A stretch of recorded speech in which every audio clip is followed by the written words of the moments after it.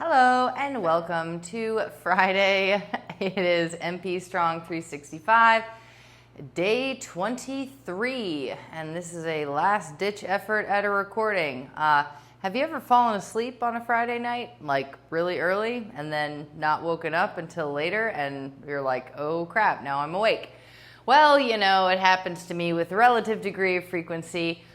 So we are going to work on some back extensions today and just a little bit with the stability ball. So if you don't have a stability ball, then you can use the floor. It's fine. You can use a bench. Just follow along and you can do some work on the floor. I was on a surfboard in the water earlier, and so when you're on a surfboard, you are mostly spending time on your stomach, right? And your hands are kind of on the outside of the board, and you have to paddle out against the waves. So you're like looking up at the waves, right? So your head and neck are like majorly active. And then you're paddling, but you're not really able to get like a full swim stroke. And then your glutes like don't always remember to work because you're on this like kind of hard board, so you're kind of squeezing up in your quads like this, staying like stiff, and you can like put your toes like this or this, and sometimes we'll try to kick. Point being, it can take a toll on your back as far as just remaining in this position for a really long time, and you're just kind of like stuck there. And so the spine gets a little bit tight, the neck can sometimes get pretty tight. When my first day of surf, I was so sore on my sternum bone just by like hours of just, because I did like a camp, of hours of just pushing against that sternum. So when you're on your stomach, it is easy to recruit and stiffen the muscles that you're actually trying to improve, which is the lower back stabilizers at times, because these back muscles, the top ones, they're called erector spinae, they get really over-engaged, and when you lift up, the natural tendency is to use the back, and so without necessarily squeezing the glutes first, you can make a choice about whether or not you want your quads to be squeezed or not. Sometimes when I'm paddling, I will go a double arm like this, and sometimes I will just keep my legs bent like this. This kind of helps engage the glutes and offload the back a little bit. So I'll paddle on the board kind of like this as well. And the ocean don't care, it don't judge. So what I'm gonna do to start is just go through the full range of motion using the ball to round my spine and then to extend into that full position. So if you don't have a ball, you could do something like this in a tabletop where you're doing a full round and then a full extend, and you can do that with one leg out where you round and extend, and you can switch legs in between. You round and extend, and you want to round the upper back, round like you have a ball underneath your belly, and then extend. Okay, so I'm going to try with the ball today just to shake it up a little bit and not use my arms at all. So I just want my head and neck and arms to be a little bit relaxed, isolating the lower body. And so when you're on the ball, sometimes I'll have people dig their feet against a wall or a weight behind them, so you can kind of isolate that spine motion. When you're on the ball, you want to take a big breath of air and brace into the stomach underneath you, as if you were trying to clench the ball with your stomach. So we're on the ball, we take a big breath in, dig your toes into the floor. I keep my knees bent so I can really grip that ball, and I'm going to take a big breath and clench the ball, and then come into my back extensions. And I, probably could use some dumbbells underneath my feet, but I'm going to try to do it free just for this first set. Just working on clenching my stomach against the ball, and then relaxing my head and neck, just getting a little bit of a range of motion on that back extension. Good, let's do a couple more, and then I am going to use some feet behind me, 2 more, because this is annoying. Great, and I'm going to add some footies behind me, a little bit of a way to grip the floor. Who knows if this will work? I should just use a dang wall. I don't know why I'm not doing that. I'm being dumb. So I'm going to come back to the wall. And I'm like a little bit like I know I need to do this, so we all need to do this, but it's not always gonna be like, hey guys, I'm so excited to be here, like every day. Like, no, not every day. So let's go on the lower back, dig your feet against a wall. You can use a weight machine, like they have machines at the gym for this too. I immediately can feel my glutes a little bit more. I can dig in those heels into the glutes. So I'm going to round over the ball. I'm going to put the ball in a place where I can get a nice spinal round and really dig into the wall with my heels, and then rise up against the ball, lengthen out through that spine. Yeah, this was much better. Like I would normally use a wall, but I was just getting started.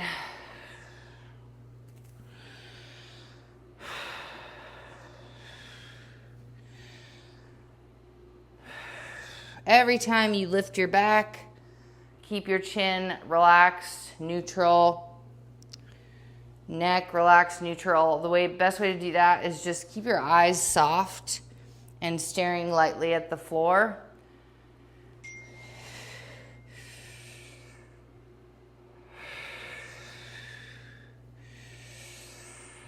Let's go 3 more. Maybe that's my family in Belize. I just got a Bing text from my Mac, because I don't get notifications on my phone, but my Mac dings me if that messaging app is up. 2 more times. Great. And you know, that's not gonna feel like amazing or like, yeah, like the burn of a bicep curl, but it is doing something to open up that range of motion from back flexion and extension. Now, next thing, we're gonna do the opposite. So I talked about spinal rounding. I'm going to do a modified version of those knees tucked to chest in a push-up position. So I'm going to keep my knees ultra tucked. In solid core, you start on your hands and your knees, and you just like drag your knees in 1 millimeter at a time. And over the course of minutes, like many, many minutes in that position, it does make a difference to your overall solid core stability. So for this one, I'm going to keep my knees bent into my chest, so they're kind of just at hip level, and I'm going to drive the butt of my palms down and really bend the elbows. And I'm going to walk my position out so only my feet, just the tops of my feet, are on the ball. The knees are hovering in front of the ball. So this orientation is enough, right? I'm in a push-up position hold. I'm in a plank. Oh my gosh, I'm tucking my knees into my chest a little bit and dragging the butt of the palms in towards those knees. So it's a tiny little crunch. I'm just getting that drag in factor first. I just want the tops of my feet, only the tops of my feet, maybe cupping your arches a little bit underneath you as you tuck and tuck little tucks, and tuck and tuck little tucks. In 6, I'm going to round the back. Just think about rounding the belly, rounding the spine, pulling the belly button into the spine, and I'm going to round that back. Just round the back. Angry cat. Angry cat. When you do this, your knees drag up into your chest. Round that back, angry cat. For 5, 4, 3, 2, and 1. Great job. Get off the ball. Ooh, I like this stretch. This is a side body. Oh, yeah. Oh, yeah. If you can get there, man. Do a little gate, little adductor opener, a little side body stretch, because we just tucked that in really, really tight. We did something like this. I do gates and things like side body with some degree of frequency, probably to my detriment, because I need to just like dig into the motion more, but it feels so good. And we are going to go in a stability ball assisted or reverse lunge, or actually desisted, because we're going to have our back foot on the ball and our front leg is down. So, whoops. Right then. Let's try this again. So we put our back foot, 1 foot on the ball, and let the ball go behind you. So I am balancing on this ball. I'm just wiping the ball around with that leg. It's on the shin, ankle area. And then I'm going to slide my hands down in sort of a single leg squat, letting the ball foot be the focus foot. So I want to push down against the front part of that ankle into the ball. So I'm going to let the ball foot I want that foot like right on the middle of the ball, like stamping the top of the foot against the ball. Then when I come down, I'm going to try to keep that pressure on the leg, on the ball, and then drive back up. Keep your pressure on the leg, on the ball. Good. I'm going to readjust even more so just my foot starts on the ball because as you notice, it rolls up higher as you go. Push down on the top of that foot. Push down on the top of that foot and push down again like you're trying to pop that ball with your foot. Push down, push down, push down, and now move. Length. Keep, oh my gosh, I almost lost it. No! Keep weight on the foot, on the ball. Do not deviate from that thought. Foot, weight, ball, squeeze, push, drag. Back foot drags on that ball. Back foot drags all the way in and out. Crappers. This is hard. 3 more times.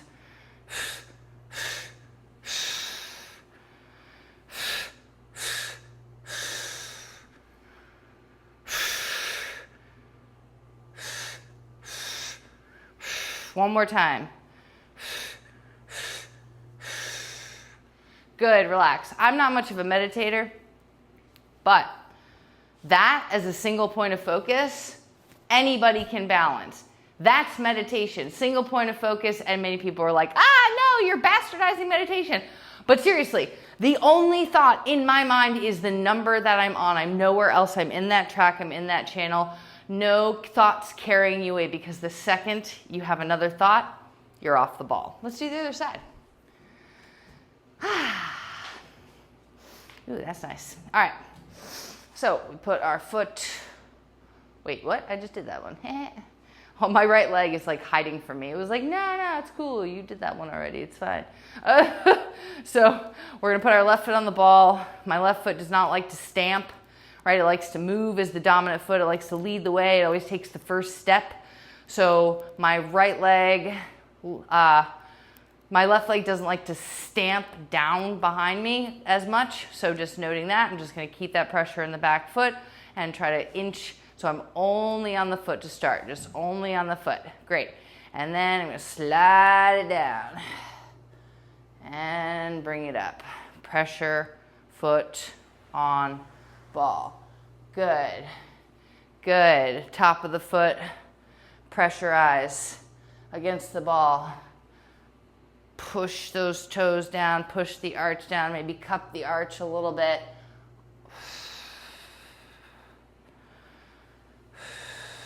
Pinky, big toe, everything, back foot, squeeze your back leg. Squeeze your back leg.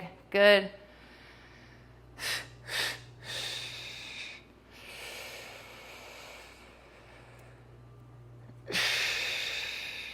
One more.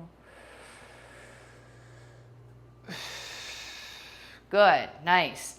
All right, a little burn in the ankle on the right leg because the right hip, it takes a while to figure out what it's doing. So now we're gonna ditch the ball, get some dumbbells, and move less slowly, right?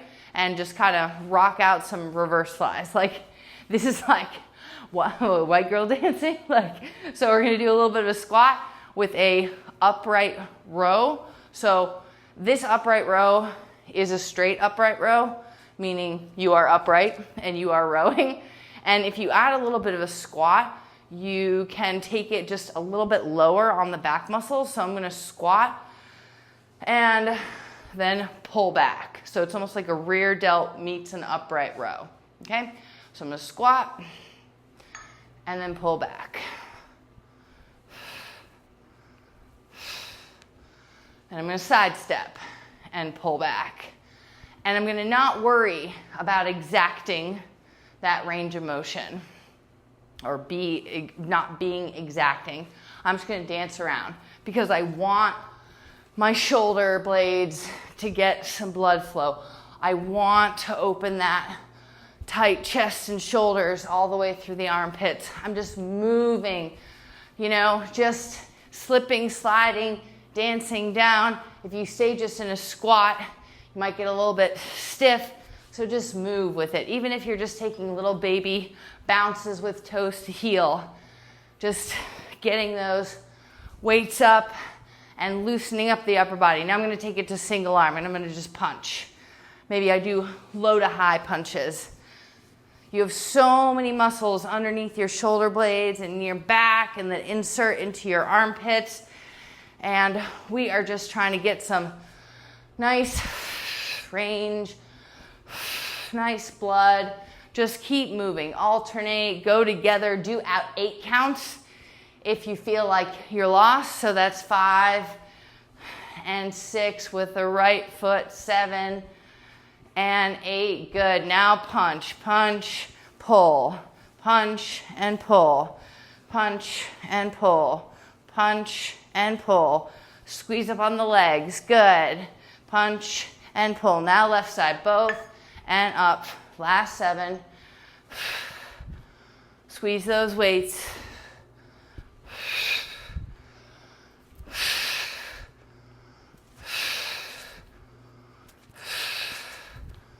Good stuff. All right, just flick those elbows back a few times. Squeeze up on the legs and thighs and reach those weights up over your head. Get long, get tall. Good. Drag your butt forward. Good. Shimmy out side to side. And then just set those weights down on the floor. Hopefully you feel a little bit more lively awake. I'm going to grab my band. If you don't have a band, use dumbbells. Put your weight underneath your feet if you have a band. And I'll separate the feet out. I'm going to soften the weight into the heels and grab the floor with my butte. So tucking the tailbone. And then try to drag the hip flexors just a little bit further forward so you don't have such a crease in that hip flexor. Okay, you want to drag your hip flexors slightly forward and then have a seat down just a little bit. So what you might feel here is the base of your heels gets a little bit more weight, dragging the hip flexors forward to reduce the amount of crease. You'll feel your shin bones almost like pulling back a little bit. Okay, so just keeping your shins back. And I'm going to work through this lovely sound the cord makes. Sorry. It sounds like a duck, but we're just going to go with it. Just, think about that video game duck hunting, because I don't actually like to think about hunting ducks. Okay. Open the trunk. Maybe slide the hip flexors forwards just a little bit every time you curl. Good, let's go 5. Mirrors help with examining the muscle contraction. 2 and 1, good. And take about 15, 20-second rest. And then I'm gonna grab my weights and do it again. If you had weights, if you have heavier weights, do heavier weights. Man, it's like the ocean gets in there. I'm sweating, barely even moving because the water content in the body is so high. It's crazy. My body weight can range 9-pound difference every single day, just water weight. It's nutso. So body weight is, don't weigh yourself unless you're going to do it never or every day. Okay? Okay, that's all I'm going to say about that. Again, 9-pound variance. So if I weighed myself on a Tuesday in May and it's blah blah, and then I weigh myself on a Thursday the next week and it's yatta yatta, then I'd be oh my god, I gained 6 pounds. Or, oh my gosh, I lost 5 pounds. It's not real. Okay, so just every day or never. Pretty much once a year at the doctor's for your physical. So noticing that my crevasse in my hip flexors is creasing, so I want to open up those hip flexors every time I do a curl. Okay, so this is an upright curl. I'm going to grip those weights and move through the wrists and curl those weights up and try to get that crease of the hip flexors to reduce. So if I look into the side mirror, there's no divot, okay? That tummy tum that I talked about, a lot of that is a result of a chronic divot in your hip flexors as a result of sitting and standing, sitting with the crease. Your quads can pull those hip flexors down into that buried position. So This is why often we do, oops, I just like hit my mic. That's all right.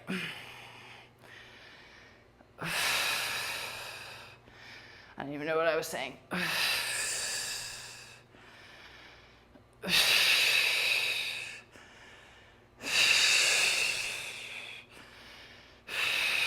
I'm gonna leave the stomach for the next 4, aka not the chest, but rather the middle gut, the guttural curls.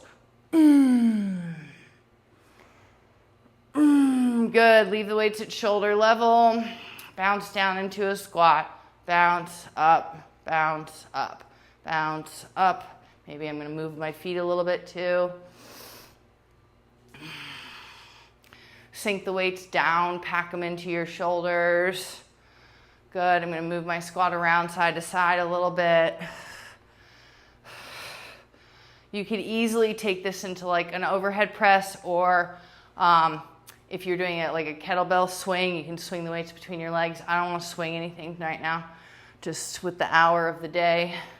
But in the morning, I would totally take these like down, swing them up. Like I could, I just don't want to stress anything too much right now.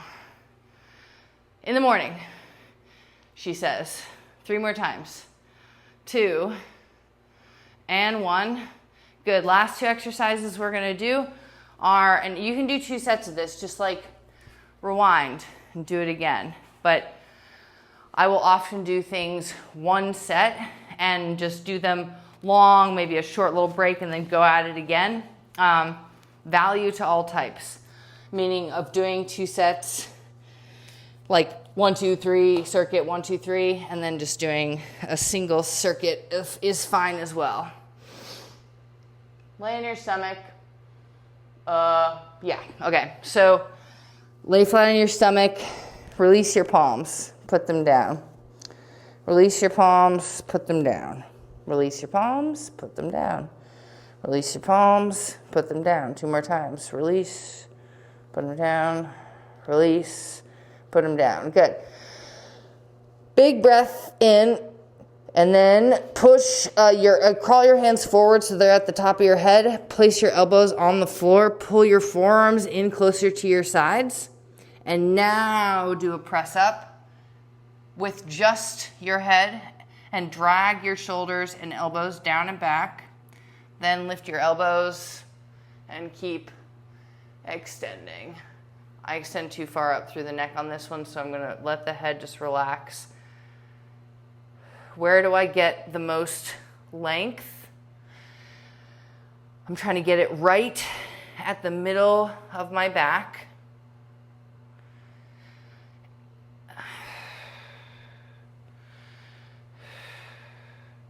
So the test here is then, can I remove one or both of my hands? 1, 2, both. Ah! And then how much do you drop down when you do that? So go 1 inch from the floor. That's why we started with palm removals, because you don't want to be using your upper body for these. You want to be doing back extensions, not hand press ups. So if you can remove your palms, place your hands way out here in front of you, so way out in front of your face, so that you have that lightness in the hands and that length in the spine. And you can walk your hands out a little bit further from your head, and then maybe walk them in a little bit closer to your head. And then relax down to the floor. Slide back into a child's pose. We're going to do 1 more set of those Superman back extension style things. After our child's pose, finish with a quick set of ab, like quick crunch, and then we'll be done. Come back down to your tummy. Roll your shoulders down. Stamp your feet a couple times. Maybe wiggle your knees. Maybe go side to side. Ooh, this is what I should do. All right, and I am ready to rock and roll. Drag the shoulders down, pull them down away from your ears, expose the front of the neck, squeeze your glutes, and remember that crevasse in the hip flexors. Try to reduce that by pulling them down into the floor. What great feedback. The floor is an endpoint for your hip flexors. Pull your shoulders down, drag your hip flexors forward. Place your palms in front of your face. The hands give a light assist to this lower back extension. Somebody's tickling your lower back muscles as you rise up from the lower back muscles all the way up, all the way using your lower back. However high you go, you're using the deep little tickler lower back muscles. Your glutes obviously are along for the big ride.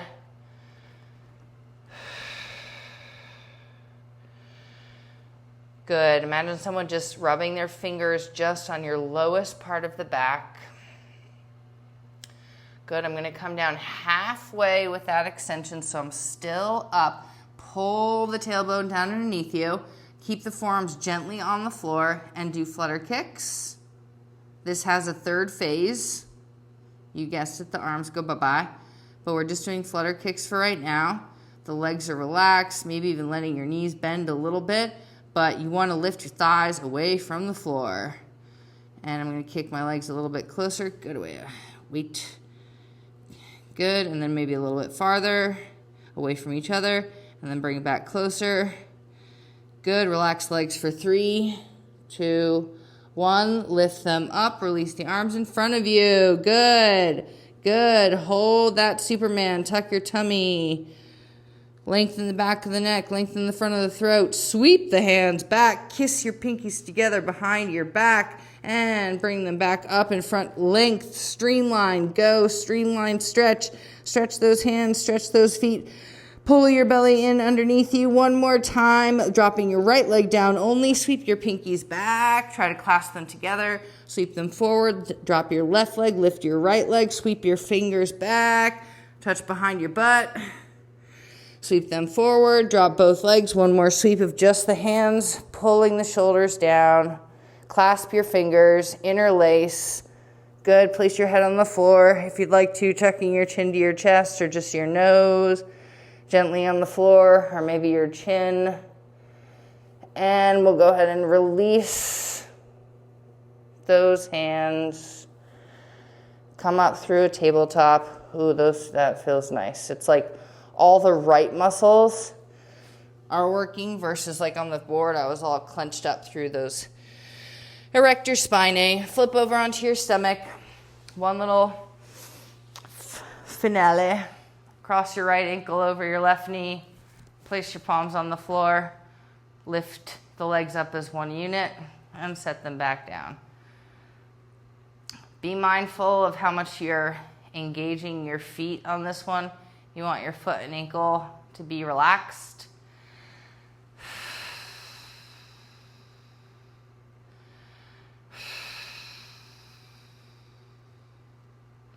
We're going to add an upper body crunch here. Wanted to focus on the foot being relaxed.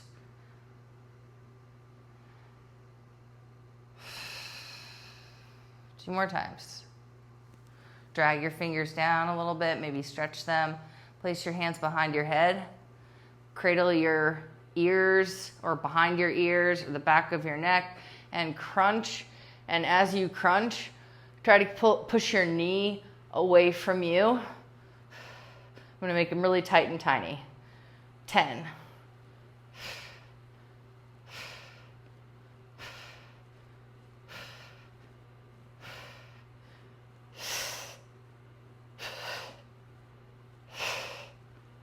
Good.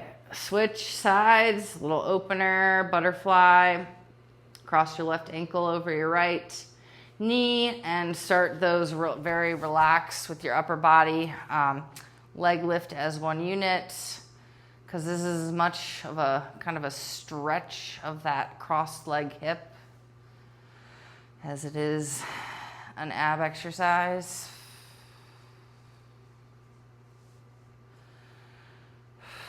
My right foot is not relaxed. I'm going to relax it now.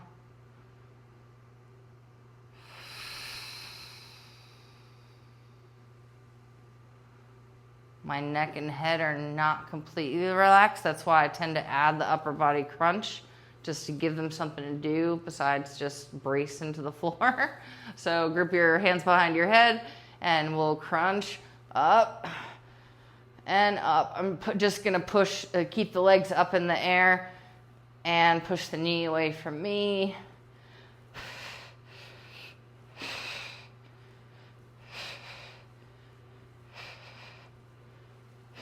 5.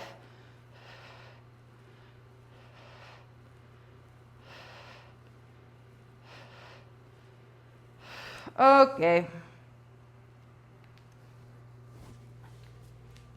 I'm tired. I'm low. It's good. We did it. Hooray. Have a good night. Goodbye. See you tomorrow. Happy Saturday. Whee!